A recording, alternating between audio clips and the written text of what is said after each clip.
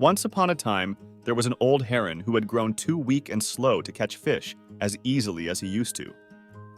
He would sit still by a stream for hours, waiting for the fish to swim close. But every time he tried to grab them, the fish would swim away before he could move fast enough.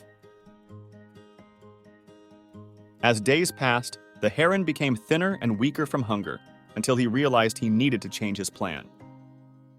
One day, he went down to the riverbank where he usually hunted. Instead of waiting to catch fish, he lay down and stretched his neck close to the water, loudly complaining about his past. He started talking to himself, saying, "Oh, how cruel I've been. I never showed any kindness to the poor fish, but now I'm old and I regret it so much." He sighed and acted as if he was really sad.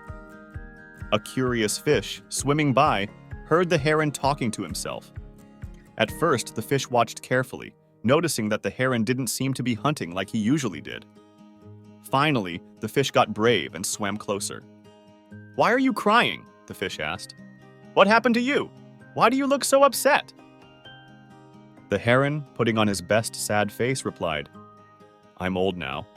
I can't hear well, I can't see well, and my legs are weak. But what's worse is that I'm all alone. Now I have no friends. I'm full of regret for all the bad things I did." The fish felt a little sorry for the heron and asked, "So what are you going to do now?" The heron sighed and said, "I've come here today to ask for forgiveness. I want all the fish to come here so I can apologize to them.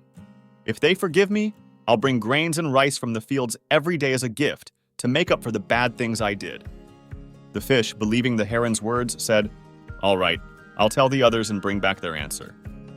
The fish swam away and gathered a group of other fish, telling them about the heron's message.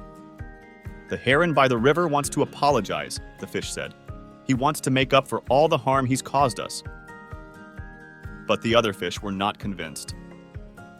"A heron is always a heron," one of them said. "It's hard to believe that someone who has spent their whole life hunting us will suddenly change. If he truly felt sorry, he wouldn't wait until he's too old to hurt us anymore. This sounds like a trick." Another fish added, "Real regret means not doing bad things when you still can. But now he's only sorry because he has no choice. Go back and tell the heron that we don't need an apology. If he really wants to prove he's changed, he should leave us alone for the rest of his life. As for the rice and grains, he can eat that himself so he won't starve." The fish who had spoken to the heron swam back, feeling a bit bad. "I told the others what you said," the fish explained. "But they don't trust you. They said if you stop hunting us for the rest of your life, they might forgive you. But there's no need for them to come here."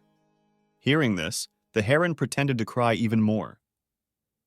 "You are such a kind and understanding fish," he said, his voice shaking with fake sadness. "You understand my true feelings. Please help me show the others that I mean no harm. Here's what you can do. Bring me a strong plant stem from the bottom of the river. I'll tie it around my neck so I can't swallow anything. My mouth will only be able to talk, and that way, the other fish can safely come and listen to my apology. After that, I'll bring them food as I promised." The fish thought for a moment and said to himself, "This sounds like a good idea. If his neck is tied, he won't be able to eat us, and the others will come without fear." So the fish swam to get the plant stem.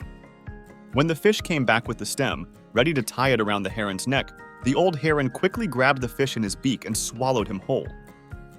As he smirked to himself, he muttered, "Well, that's today's meal sorted. Maybe tomorrow another foolish fish will believe my story."